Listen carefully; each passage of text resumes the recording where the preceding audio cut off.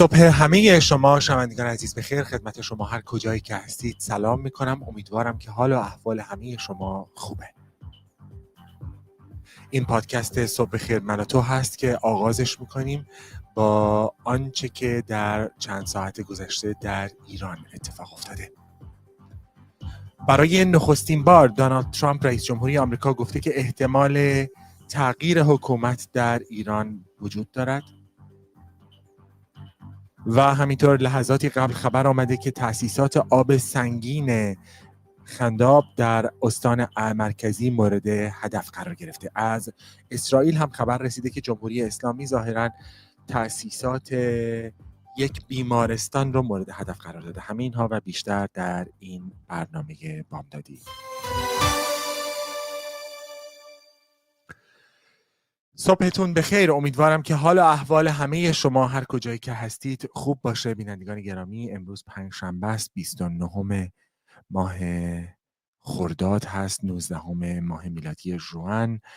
لحظاتی قبل خبر آمده که موشک‌های سپاه پاسداران به بیمارستانی در برشبه در اسرائیل برخورد کرده. فعالیت‌های نیروهای امدادی پس از برخورد موشک‌های بالستیک به مرکز و جنوب اسرائیل آغاز شد. این خبری است که لحظه به لحظه بروز میشه. بیمارستان سوروکا بزرگترین بیمارستان در جنوب اسرائیل بوده که ظاهراً مورد این حمله قرار گرفته. بر خبرگزاری‌های فارس و تسنیم از موج جدید حمله موشکی جمهوری اسلامی به اسرائیل خبر داده بودند. لحظاتی قبل همزمان ارتش اسرائیل هم گزارش کرده که به دلیل شلیک موشک از سوی جمهوری اسلامی آژیر خطر در این کشور به صدا درآمده و از مردم خواسته شده در این نخستین ساعات صبح به پناهگاه بروند. به این خبر باز خواهیم گشت، اما در ایران در حالی که ارتباطات اینترنتی همچنان مختل است و خبررسانی در ایران با دشواری صورت می‌گیرد، لحظاتی قبل رادیوی حکومت اسلامی گزارش کرده که تأسیسات آب سنگین خنداب در نزدیکی عراق مورد حمله قرار گرفته. 3 ساعت پیش ارتش اسرائیل با انتشار بیانیه‌ای از مردم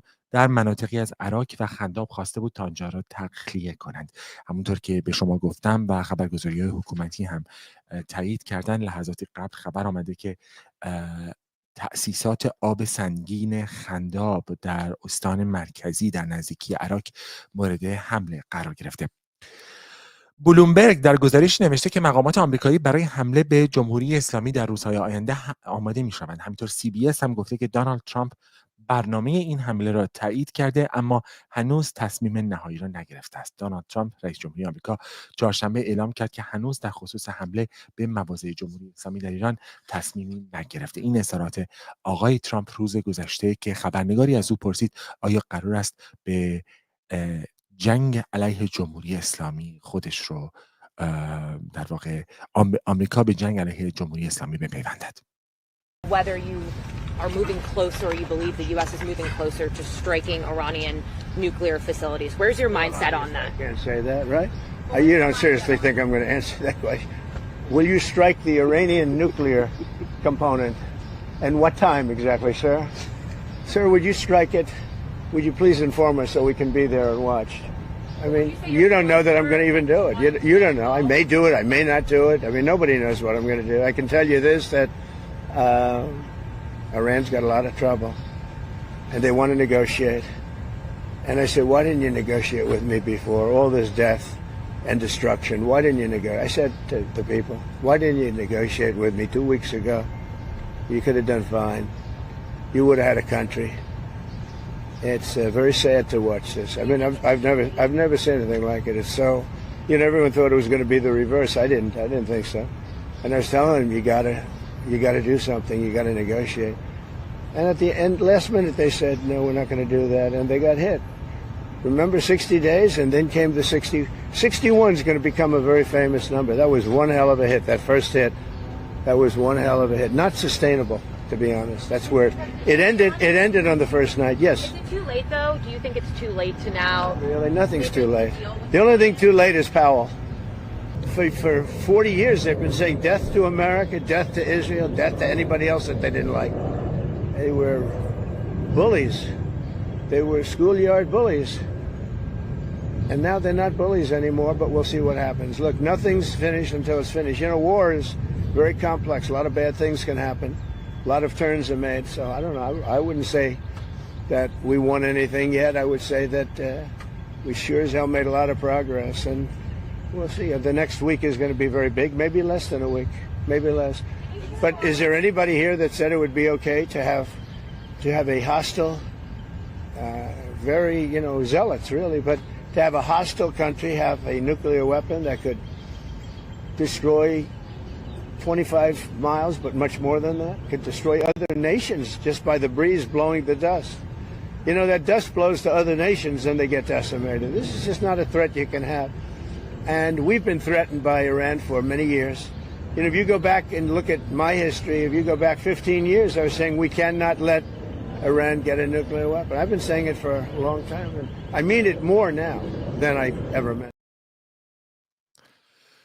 بله، آنچه که دیدید گفتگوی روز گذشته دونالد ترامپ بود با خبرنگاران بعد از آن که علی خامنه‌ای رهبر جمهوری اسلامی از مخفیگاهش دیروز پیامی ارسال کرد و در پاسخ مستقیم به آنچه که دونالد ترامپ در شبکه اجتماعی خودش تروث سوشال نوشته بود که از خامنه‌ای و جمهوری اسلامی خواسته بود که تسلیم بشود، گفت که تسلیم نخواهد شد. میتونیم کوتاه شده حرفای خامنه‌ای رو دیروز بشنویم. اخیراً رئیس جمهور آمریکا زبان به تهدید گشوده، ما رو تهدید میکنه، هم تهدید میکنه هم با یک بیان سخیف و غیر قابل قبولی از ملت ایران صریحاً میخواد که بیایید تسلیم من بشید. وقتی انسان این چیزها رو مشاهده میکنه واقعا تعجب میکنه. اولا تهدید رو به کسی بکنن که از تهدید اونها میترسه. ملت ایران نشان داده که در مقابل تهدید کنندگان دچار ترس نمیشه. اظهارات خامنه‌ای از نقطه نامعلوم بود و این پاسخ آقای ترامپ به این اظهارات علی خامنه‌ای که گفته تسلیم نمی‌شود. What do you say to the supreme leader of Iran who says that they will not surrender? Say good luck. And what is the end run game? out with Iran? Say it. When does the patience run out? It's already run out. That's why we're doing what we're doing. You could take out. Yeah, they had 60 days and a big, 60 days, plenty of time. And they made a mistake. Honestly, they made a mistake. Their country's in ruins. So many people are dead that shouldn't be dead. Very sad. بله، آنچه که دیدید پاسخ دونالد ترامپ بود به علی خامنه‌ای. آقای ترامپ همینطور گفت که مقامات جمهوری اسلامی می‌خواهند با او مذاکره کنند. Look, they should have made the deal. I had a great deal for them. They should have made that deal. 60 days we talked about it, and in the end they decided not to do it, and now they wish they did it. And they want to meet, but it's a little late to meet, but they want to meet, and they want to come to the White House. They'll even come to the White House. So we'll see. I may do that, but it's a shame it could have been done the easy way. دفتر نمایندگی جمهوری اسلامی در سازمان ملل در شبکه اکس البته این اظهارات آقای ترامپ رو تکذیب کرده، اما لحظاتی پیش خبرگزاری رویترز گزارش کرده که امکان اینکه عباس عراقچی با کشورهای اروپایی مذاکره و گفتگو بکند در پایان این هفته در نقطه‌ای از اروپا بالاست. به هر حال باید ببینیم که چه اتفاقی خواهد افتاد. وزرای اروپایی آنطور که خبرگزاری رویترز گزارش کرده ممکن است که با جمهوری اسلامی دیداری بکنند، با وزیر خارجه جمهوری اسلامی دیدار بکنند یا وزیر خارجه جمهوری اسلامی برای دیدار با اونها برود. گرچه می‌بینم که تخت روانچی معاون عراقچی در گفتگو با شبکه خبری CNN گفته که ایران یعنی جمهوری اسلامی حق دفاع از خودش رو محفوظ میدونه. اما در حالی که خبررسانی از ایران به دشواری صورت میگیره و امکانات خبری و خبرگزاری‌های بین‌المللی در ایران تقریبا وجود ندارند، دسترسی به وبسایت‌های خبری حکومت اسلامی هم محدود شده به دنبال دسترسی بسیار پایین و مختل شدن ارتباطات اینترنتی در داخل ایران. تقریبا در طول 14 ساعت گذشته ارتباطات اینترنتی در داخل ایران صفر شده و همینطور ارتباطات تلفن‌های معمولی، تلفن‌های بین‌المللی هم به ایران و از داخل ایران به خارج تقریبا مسدود مسدود شده است. این در حالی است که صدا و سیمای حکومت اسلامی هم ظاهرا روز گذشته هک شده و تصاویر در برخی از کانال‌های تلویزیونی حکومت پخششون متوقف شده و به جای اون مردم دعوت به اعتراض و اعتصاب شدن با نمایش تصاویری از اعتراضات سال 1401 با نماد یا لوگوی حمله اسرائیل به جمهوری اسلامی، یعنی خیزش شیران. میتونیم نگاه بکنیم به تصاویری که به دست ما رسیده از لحظه‌ای که تلویزیون حکومت هک شد. اگر که حاضر باشه میتونیم این تصاویر رو تماشا بکنیم از هک تلویزیون ایران، اگر هم نه که مهم نیستش. دیروز تلویزیون حکومت اسلامی هک شد و پخش برنامه‌هاش مختل شد. اما اجازه بدید که به خبر مهم امروز صبح برگردم. شبکه الجزیره شنیده شدن صدای بلند انفجار در عرض کنم خدمت شما که در حوالی برشبه در اسرائیل خبر داد، آنطور که خبرگزاری ها میگویند یک موشک جمهوری اسلامی به بیمارستانی در اسرائیل اصابت کرده.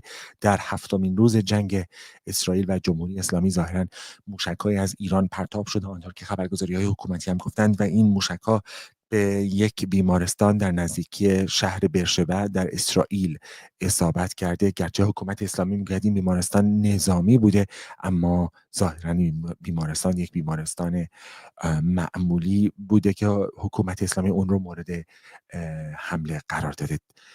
همونطور که به شما گفتم هنوز مشخص نیست و یا جان باختگان احتمالی چقدر هستش. به هر حال حادثه‌ای هست که همین لحظه اتفاق افتاده، اما به نظر میرسه که تعداد موشک‌های جمهوری اسلامی که به سمت اسرائیل پرتاب میشه نسبت به روزهای اول بسیار کمتر شده و اسرائیل هم میگه که ارتش این کشور و نیروی هوایی توانسته تمام سامانه‌های پرتاب موشک رو در نوار مرزی غربی ایران در استان‌های ایلام، کردستان، آذربایجان غربی و شرقی و کرمانشاه حذف بکنه. ظاهراً توان پرتاب موشک در جمهوری اسلامی به 40% تا 40% کاهش پیدا کرده و ارتش اسرائیل بارها گفته است که حالا جمهوری اسلامی از مناطق مرکزی ایران اقدام به پرتاب موشک میکنه. اما برگردیم به خبر مرتبط با هک تلویزیون حکومت اسلامی. تماشا بکنید که چه اتفاقی افتاد وقتی که تلویزیون هک شد. فعلا نمیخوام عوض کنم. ساکت. این لحظه شما به خیابان‌ها بروید، بر آینده خود تسلط بذار زنگ بزنم. این در دستان شما و ممکن است حکومت در حفاظت از حریم هوایی ایران شکست خورد. حکومت خب این الان چجوری میخواید نشون بدید شبکه‌ای که اونجا آرمش ایران می‌بینید بالا سر آرمش این ببین شکست خورد. حکومت در حفاظت میتونی بزنی یک چیز آنتن صدا سیما نماهواره برخیزید. دو بزنم. آینده شما بزن دو. بله، تصاویری که دیدید روز گذشته با هک تلویزیون حکومت از شبکه‌های داخلی تلویزیون جمهوری اسلامی پخش شد. به هر حال تلویزیون خبر، شبکه خبر تلویزیون حکومت هم بارها اعلام کرد، از مردم خواست که به پیام‌هایی که توسط کانال‌های هک شده جمهوری اسلامی در مخابره میشه توجه نکنند. اما ولادیمیر پوتین رئیس جمهوری روسیه در میزگردی با سردبیران رسانه‌ها گفتگو کرده. رسانه‌های روسی درباره جنگ اسرائیل و جمهوری اسلامی. آقای پوتین در پاسخ به سوالی مبنی بر احتمال کشته شدن خامنه‌ای گفته حتی نمیخواهم درباره احتمال و فرض آن هم حرف بزنم، اصلا نمیخواهم. پوتین گفته من این موضوع رو شنیدم اما حتی نمیخواهم با آن فکر کنم و درباره‌اش حرف بزنم. موضوع کشته شدن یا هدف قرار گرفتن علی خامنه‌ای بعد از آن بیشتر مطرح شد که اولا تصاویری از او دیده شد در نقطه‌ای نامعلوم که حتی امکان ضبط صدا و تصویر مناسب رو نداشت و بعد از آن که دونالد ترامپ رئیس جمهوری آمریکا در شبکه اجتماعی خودش ترو سوشال خبر داد که از مکان اختفای علی خامنه‌ای خبرهایی در دست دستگاه‌های امنیتی و اطلاعاتی جهان وجود دارد، اما فعلا این دستگاه‌ها قصد ندارند او را مورد هدف قرار بدهند به شرط اینکه او به پایگاه‌های نظامی آمریکا و همینطور به شهروندان غیر نظامی در منطقه حمله نکنه. به نظر نمیرسه که خامنه‌ای به این توصیه گوش کرده باشه و دیروز همینطور که به شما گفتم خامنه‌ای گفت که این توصیه رو قبول نخواهد کرد که تسلیم بشود. به هر حال روزهای بسیار حساسی هست. 7 روز از حمله اسرائیل به جمهوری اسلامی و 7 روز از صدور قطعنامه علیه برنامه هسته‌ای جمهوری اسلامی در شورای حکام آژانس بین‌المللی انرژی اتمی می‌گذرد. در آن زمان تصور می‌شد که با صدور قطعنامه در شورای حکام احتمال ارجاع پرونده هسته‌ای جمهوری اسلامی به شورای امنیت سازمان ملل متحد بالا بگیرد و به دنبال آن مکانیسم ماشر اروپایی‌ها فعال بکنند، تحریم‌هایی بازگردد. گرچه صحبت از امکان حمله نظامی آنطور که آقای ترامپ مدام میگفت و همینطور به هر حال گزارش‌ها از اسرائیل همچنین حکایت میکرد وجود داشت، اما کسی تصور نمیکرد که به زودی این اتفاق بیفتد. و دوم اینکه کسی تصور نمیکرد ابعاد این حمله نظامی فراتر از حمله به تأسیسات هسته‌ای حکومت باشه. همونطور که ما میدونیم در روزهای گذشته وزارت دفاع اسرائیل و همینطور مقامات اسرائیلی بارها گفتند که نهادهایی را که نماد حکومت هستند را مورد حمله قرار میدن. همونطور که ما میدونیم 2 روز پیش مثلا معاونت سیاسی صدا و سیما، ساختمان شیشه‌ای تلویزیون مورد حمله قرار گرفت که به هر حال بسیار اتفاق شایان توجهی بود در این جنگ. همینطور که می‌بینیم حملات سایبری متفاوت و متعددی هم صورت می‌گیرد که شایان توجه هستش. در ایران با آنکه در طول چند ساعت گذشته خبر می‌آمد که اینترنت اندکی وصل شده در برخی نقاط، اما به ظاهر دوباره ارتباط اینترنت رو قطع کردن و اینترنت در دسترس نیست. تنها راهی که گزارش‌ها از ایران به دست ما میرسد گزارش‌هایی هست که خود شما برای ما میفرستید و ما اونها رو در کنار خبرگزاری‌های بین‌المللی قرار میدیم و خبرگزاری‌های خود حکومت و با مقایسه اینها هست که سعی می‌کنیم دید بهتری از آنچه که در ایران میگذره به شما بدیم. اگر این تصویر رو در ایران از طریق فرستنده ماهواره‌ای ما می‌بینید و چقدر جای شما بینندگان این برنامه از ایران روی یوتیوب خالی هست که میبینم کسانی که نگاه میکردن امروز نیستن، تعدادشون بسیار کمتر هست. از همتون دعوت میکنم که لطفاً با ما تماس بگیرید. شما گزارشگران ما هستید، لطفاً شماره تماس گزارشگر رو یادداشت بفرمایید. رسانه واقعی شما هستید و گزارشگر اولین و تنها پلتفرم مردمی برای انتشار ویدیوهای شما. برای ارسال ویدیو به واتساپ یا تلگرام گزارشگر همین حالا این QR کد رو اسکن کنید.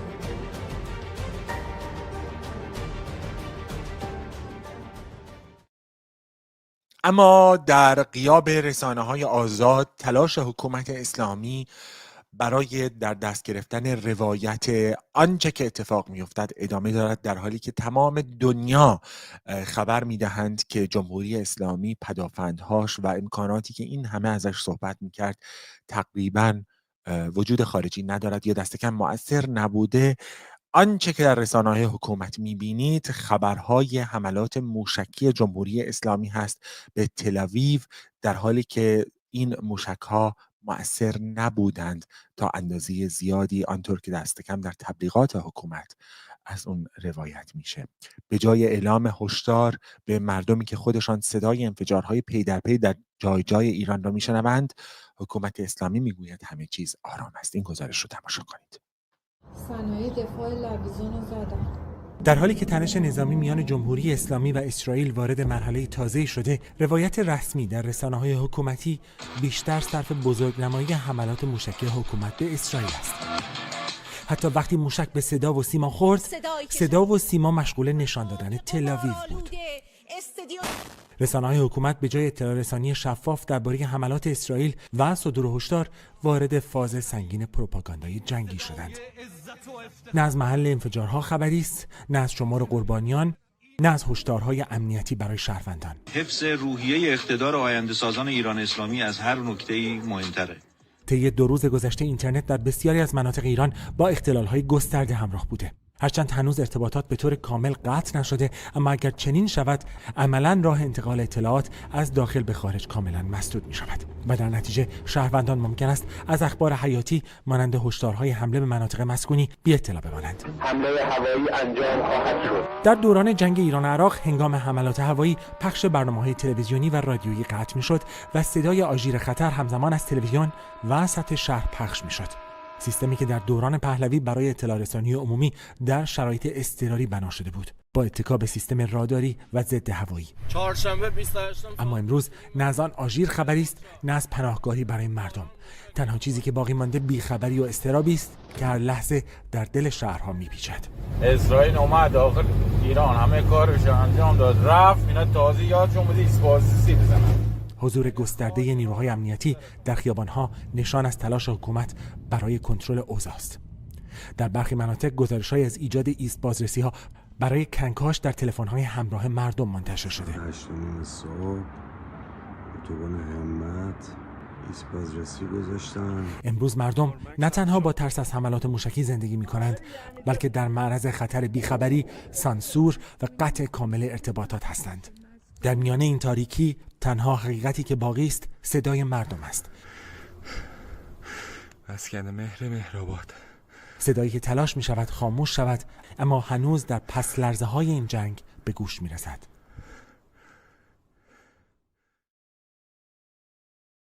بله، آنچه که تماشا کردید نگاهی بود به تبلیغات حکومت اسلامی در رسانه‌هاش و در عمل تلاش برای وارونه نشان دادن آنچه که اتفاق میافتد. یک بار دیگه من خبری رو که بامداد امروز منتشر شد به شما بگم. تقریبا 1 ساعت پیش بود که در بولتن خبری ساعت 8 صبح رادیو ایران صدای جمهوری اسلامی در عمل گزارش شد که تأسیسات آب سنگین خنداب در نزدیکی عراق مورد حمله قرار گرفته. ما می‌دونیم که شب گذشته ارتش اسرائیل از ساکنان مناطقی در عراق و خنداب خواست که این مناطق رو ترک بکنن. به دلیل قطعی اینترنت مشخص نیست که آیا این پیام ها به داخل ایران میرسه یا نه، گرچه تلویزیون های ماهواره همچنان به سوی ایران برنامه پخش میکنند، گرچه با پخش بسیار شدید پارازیت مواجه هستند.